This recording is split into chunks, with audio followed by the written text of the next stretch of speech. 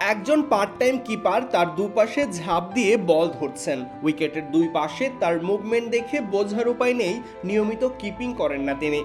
যে পারভেজ হোসেন ইমনকে সবাই বাঁহাতি আগ্রাসী ওপেনার হিসেবে চেনেন, তিনি এবারের বিপিএলে নজর কাড়ছেন গ্লাভস হাতে।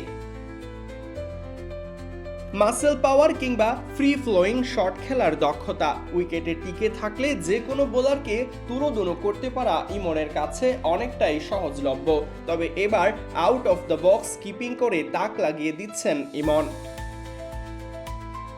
প্রথম ম্যাচে রাজশাহীর বিপক্ষে রুয়েল মিয়ার এক বল তালুবন্দি করতে গিয়ে ড্রাইভ দিয়ে নিজেকে আঘাত করেছিলেন। শুধু তাই নয়, এরপর সায়ুম আয়ুবের এক শার্প ডেলিভারিতে দুর্দান্ত এক স্ট্যাম্পিং করে দেখিয়েছিলেন তিনি কিপিংটা কত ভালো পারেন।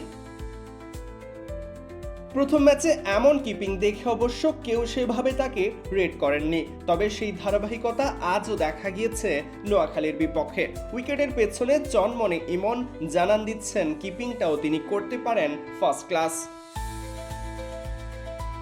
বয়সভিত্তিক দলেও ইমন কিপিং করেছেন। 2020 বিশ্বকাপ জয়ী অনূর্ধ্ব-19 আকবরের সেই দলে দ্বিতীয় পছন্দের কিপারও ছিলেন ইমন। তবে জাতীয় দলে আসার পর এক ঝাঁক তারকা কিপারের ভিড়ে আর কিপিংটা করার সুযোগ হয় না ইমনের। তবে বিপিএলে গ্লাভস হাতে পারফর্ম করে ইমন নিজের দ্বিতীয় পরিচয়টাও পাকাপোক্ত করে রাখতে চাইছেন। সরাজয়ন, ডি স্পোর্টস।